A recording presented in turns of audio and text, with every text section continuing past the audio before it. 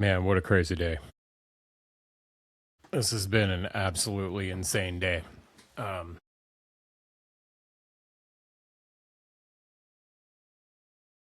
where do I start? Okay, I'll start there. Um, First off, I just wanted to say to check on your strong friends. Um,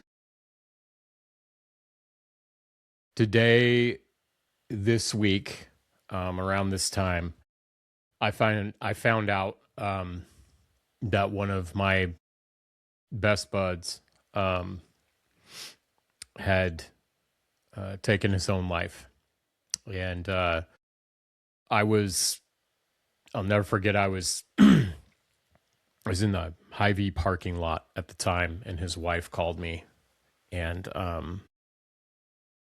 told me about what happened, and it it really obviously was awful news to hear. And as I unpacked it throughout the remainder of last year, I just continued to remind myself of the good times that I had with him, and how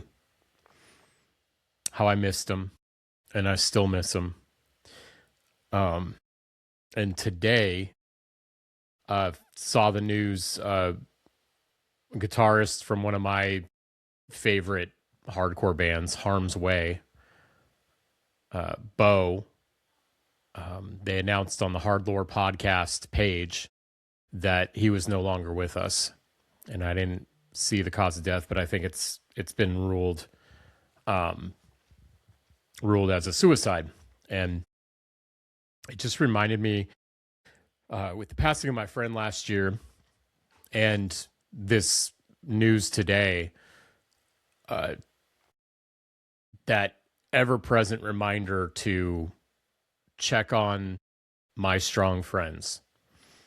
And no matter how much men seem to have it together, I think it is important that we continue to check on each other. Do wellness checks out of nowhere. Text people for no reason, for no good reason at all, just to say hi. You get that feeling in your gut or that feeling in your heart that you need to check on one of your friends, you probably should do that. I mean, unless you're driving or you're watching your wife bring in one of your newborn babies into the world, you should probably shoot your friend a text just to let them know that you're thinking of them. And that's all I have to say about that. Really, I just wanted to continue to remind people who listen to this show, the loyal handful of folks, loyal couple of handful of folks that listen to these episodes too. Man, check on your strong friends. I was going to make an episode anyway tonight. I got inspired yesterday morning, started jotting some things down about an episode I wanted to make. And so I was going to do that anyway, and gave it second thoughts because of everything in my headspace. And I'm deciding to make this episode anyway. And so this is kind of like a reintroduction of myself. I'm Michael Reisinger. I'm the founder of Vocati Ad Servidium LLC, VAS LLC, and obviously the host and operator of KCBC. For those who are new, I started this podcast out of one of the worst moments in my life when I was laid off back in 2023. And I started trying to find clients under my own LLC. I made my own LLC and created this small business coaching firm without any experience, and actually gained some clients. And as I was going through those conversations, I thought I should make a podcast about this type of stuff and talk to people about business and all those things. And I should just basically record conversations that I would have anyway.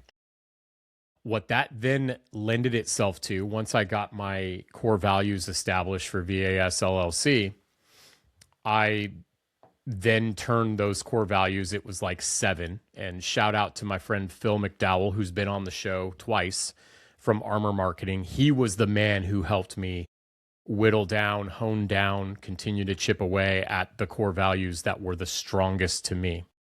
Around the same time, I was reading The Pumpkin Plan by Mike Michalowicz, who also wrote Profit First. A lot of business owners know about that book. That's the one that makes it so when you walk into Community America Credit Union, you ask the teller that you want to create 8 checking accounts for all of your different accounts for your business, like operating expenses, income, saved, payroll, all of that.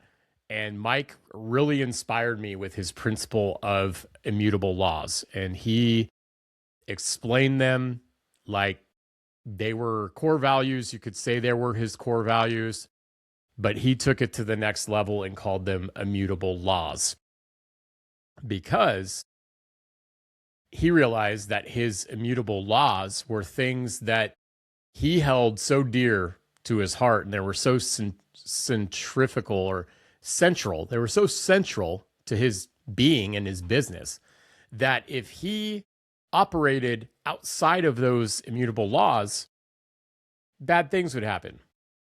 He wouldn't make the right business decisions. He wouldn't serve his clients well. When he posted his values, and that then became a factor that attracted clients to him, if those clients didn't have the same values, he realized his business partnerships were not going to work out well. So he expressed his core values as immutable laws. Around the same time, when I'm going through reading that book and I'm going through the exercise with Phil, I'm getting some schooling from some local EOS or entrepreneurial operating systems integrators. These are people, or implementers. These are people that go to organizations that have read the Gino Wickman Traction book, and also Rocket Fuel, which is another book by Gino Wickman. He is the father and inventor of the entrepreneurial operating system. And it is so awesome. I might even get flagged by talking about it and not giving them credit in this episode. But again, remember, this podcast is about research and educational purposes. I'm not endorsing anybody go out and rip off EOS's stuff. That could be a costly, very expensive mistake resulting in lawsuits for you if they notice. But I'm learning from some of these EOS implementers, people that go into companies and help them implement EOS, that their core value exercises are very important. And they do that in the beginning. And the way those exercises go is something like this. They sit in the room with all the executives, people of the company, usually startups or smaller companies with founders and, maybe a CEO role or a CIO and a CMO, very small teams. And they ask all those people, what are your core values? And they start writing them down. And the people that are really good at EOS will tell you that core values are not aspirational. They're not things that you hope your company is. They're not things that you hope you possess internally, values that you hope to have. They're either there or they're not. One example that I've thought of is companies love saying things like, integrity is one of our core values. When you start to pull or look at the behaviors and attitudes of leaders of that company, you either see integrity or you don't. And integrity is sadly, it's a subjective term, but when I see integrity, when I see that word and I think about it, I think integrity is doing the right thing no matter what.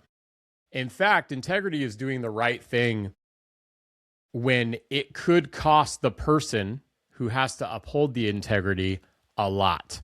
It could cost them relationships. It could cost them trust that took years to build. But integrity is a very high bar to set that many people and in business sadly can't live up to.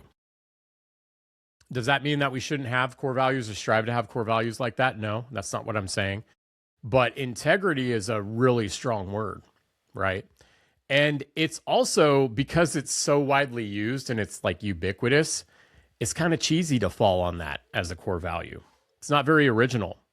Other core values would be something like, commitment to service, putting the customer first, making the world a greener place, a more sustainable place. Whatever the core value is, you should be able to walk into that company and actually see it manifesting in that company. That's where I'm getting here. That's what I'm getting at. And if you can't, then it's not a core value. So what I did when I started going through this exercise was, I'm not going to call out integrity. I'm not going to call out trustworthiness. I had grace for a while. I thought, man, grace is a big time core value of mine. But then I thought, you know what? I'm really, at that moment in my life, at least, I was really terrible at naturally extending grace to people who had wronged me. So I'm like, that's not a core value. I don't know. I don't know about this. So I thought about it and I was like, what do I really value? Like, why do I even have a company? And when I show up to work, I wasn't employed at the time, but now I am. What's important to me when I'm working in a professional environment? No matter what I'm doing, like what's important to me? And I started thinking about it more and I wrote down my core values. Then I wrote down immutable laws and I go, okay, these are my laws. Like these are laws that really kind of govern me and what I do and how I do it and how I show up in business. And I'm going to put them up on the screen here. Hopefully I remember to do that in the editing process. So those of you who are watching on YouTube or Spotify, you'll see Vocati ad Servitium and KCBC's Immutable Laws. Because remember, I might be one of the only podcasts that expresses their core values as immutable laws, even has those to begin with. But they are experiential learning, divergent leadership, tribal strength, and continuous improvement. Experiential learning, because I'm a learner, no doubts about it. I love learning, but I'm not one of those people that can just watch something done and then say, oh yeah, I can do that. Sometimes I can, like a tutorial, I can do that. But most of the time, and I told the students at the high school the other day, when I'm in jujitsu and Professor Marcos says, okay, it's good, right? And shows us 3 moves, like a takedown, a guard pass, or a sweep into a submission, and I nod my head. It's really because I just want to start doing the technique. Grab my training partner, I want to work through it, and have Marcos, who ultimately always does, come in and correct me, correct my form, correct my technique, and tell me, Michael, there's no need to apologize. I'm going to teach you. That's why you're here. And he reminds me. He reminds me all the time. He doesn't say it out loud, but it's a reminder that I am an experiential learner. So I care about that. And that's how I learn in my business. Divergent leadership is my second immutable law. Why divergent? What does divergent mean, right? Divergent is going against the grain. It's doing things differently. It's going against the status quo. Y'all know I'm a metalhead, punk rock background, punk rock upbringing. Leaders that are rebellious on purpose are very annoying leaders, right? Or the person at the fireside chat who always has to have a dissenting opinion. Those people are so annoying, aren't they? So I had to really think about that, about my leadership style and why I've been spit out of organizations for my leadership style. Not because I was a bad guy or anything, but just because the way I led was so dissonant with the leadership style of said company or whatever, or I was treated as an other because of the way I thought or asked questions or whatever. Why is divergent leadership becoming more and more popular in the TED Talk space and in books? And even if they don't say it's divergent leadership, they're really trying to do what Simon Sinek, I believe, was doing with Leaders Eat Last. And Simon was, to me, he wasn't the first guy to write about leadership, but he was one of the ones that had such an impact on what we call leadership, especially in professional environments and business settings today.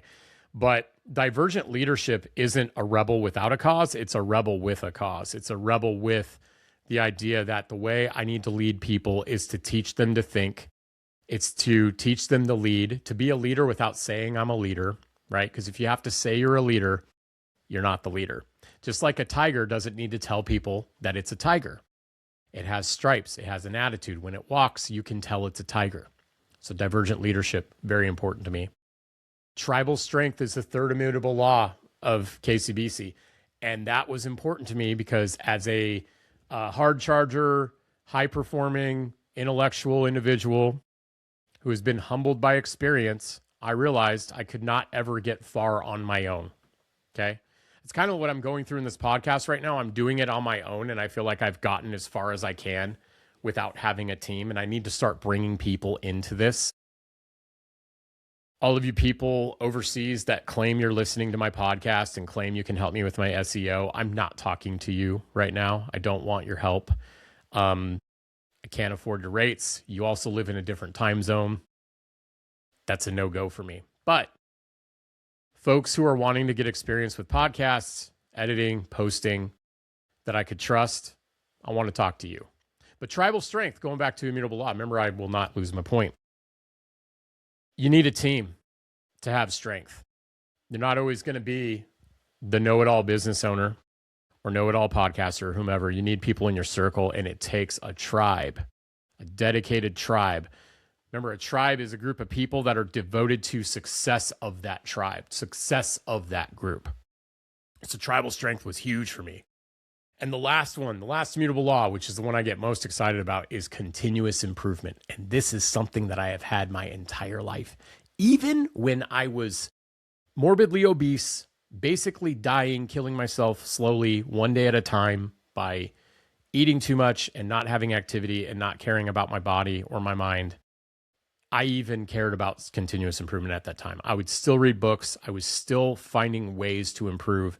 And thank God I finally broke through when I went through the lean certification program at the University of Kansas Health System. Shout out to all those people who believed in me that it would be possible to do that, go for that certification. It literally saved my life. That's why I'm 135 pounds lighter today. I'm no longer on blood pressure medication. I'm not pre-diabetic. I don't drink alcohol. Like, I'm in a better place because of continuous improvement.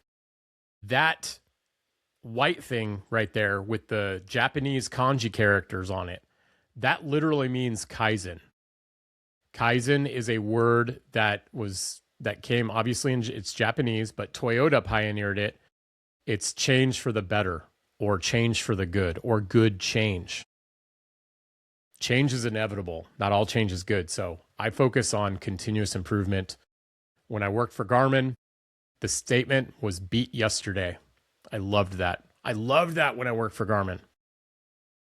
Great company, great philosophy, great people, lots of inspiring people. So those are my immutable laws. I ask you, faithful tribe of people who continue to watch and listen to this show, what are yours? The first few things that came to your head, odds are, it might not be your immutable laws. You're going to have to think about it. There's an exercise you can do. I would recommend writing down the attributes or your qualities or characteristics that really light you up inside. Whether you're an extrovert or an introvert or an ambivert like me, what are the things that really get you going? Why do you show up to work? Because to be honest, right, work most of the time, yeah, it sucks. We do a lot of mundane, repetitive, boring things every day in our jobs, in our businesses, in our nonprofits, the stuff that isn't sexy, right? The stuff that nobody else really wants to do. We have to really work hard and be disciplined at those things. That may be actually a value of yours, that you are disciplined, that though you might not be prone to discipline or it might not come natural, it's something you dedicate to yourself because you know that you and your customers or your listeners, your family, they need you to be disciplined, and you're able to be that person. Some of you out there, you've done the things you hate like you love them long enough. Like Mike Tyson said, he said, I do the things I hate like I love them. And that's discipline to me. That's what he said. But I ask you, like, what are your core values? And if you're a podcaster, and you've listened this far, have you done this exercise for your podcast? Have you thought about what your core values or immutable laws are so that when you are reviewing the qualifications of guests, you can ask yourself, do these people fall into these categories? Can I see these things show up in what they do in their profession? I definitely use my immutable laws as the lens for all the people I bring on this show. And not one person on my show has said, my core values are experiential learning, tribal strength, divergent leadership, and continuous improvement. They haven't done it, but I've seen evidence of those things in those people. Every podcaster is a learner, and they're an experiential learner. So podcasters, check. Love having those people on my show. Some of my favorite episodes are with my fellow podcasters. Many people I have on the show, they value tribal strength. They've got companies where they hire people, or they have companies where they collaborate with others. They have nonprofits where they serve others. They serve people in the community. Continuous improvement. Yep. Pretty much everybody that I've had on, I can see that in them. Coming on my show was them demonstrating continuous improvement. Some people had never been on a show before, and they used my platform to improve themselves. And I love that. Oh my gosh, I love that. Divergent leadership. Yeah. Ordinary people with extraordinary conversations. Trying to lead differently. Anybody who wants to come on the show, everybody who hasn't given me the runaround and who's actually committed to coming on the show, yeah, they value divergent leadership. How many people are lining up to have a conversation on a very little known podcast? Questionable if it's a podcast with the subscriber counts that you can see and the views and all that stuff, and just have a conversation and not be too good to do something like that. To me, that's divergent. That's leadership. And that's awesome. And that's why a lot of those folks that have been on my show, a lot of them are their friends for life. Even if we haven't talked in a while, I hear from them. But yeah, they got my attention. What do they need? How can I help them? So all that to say, just to close up, again, I'm Michael. I run KCBC. I have immutable laws. And if you don't know your core values or your immutable laws, I would encourage you to dive in, start doing that exercise. It's uncomfortable at first because you feel cheesy. You feel like the stuff you're writing down isn't epic enough, doesn't sound grandiose. But when you really lean into it and you memorize them and you write them down and you start telling people about them in the methods that you should with your business and putting yourself out there, you find there's a clarity that comes. There's a personal clarity, a deep spiritual clarity as well. When things get hard for me, or when I have folks cancel on me, I look back to those immutable laws. I really do. I use it as a reminder. It's very grounding to go back to the things that keep me going and why I keep loving doing this podcast. So that's all I got for today. I really appreciate it. Episode 82, we did it. We are at past 80 episodes. We are closing in on 100 episodes, baby. Isn't that awesome? If you want to sponsor this show, contact me. If you want to support this show through a subscription, contact me. If you want to help us out with neither of those options, you don't want to endorse the show or sponsor it, you can give us a rating on Spotify. You can give us a rating and a written review on Apple Podcasts. If you have an Apple ID, you can write something. If you don't, you can post anonymously. I have not asked for anybody to rate, review, or do anything like that for this show in a long time. Number one, it's exhausting. Number two, most people the people who do here, they're not in a place to do it. So I was like, why say it anymore? But today felt like a really good time to say it. We passed 100 subscribers. We've actually crawled up in subscriptions on Spotify as well. And we're seeing a little bit of growth, little itty bitty bit of growth. It's all good growth though. Thank you so much for listening. Until the next episode, see you later. Peace.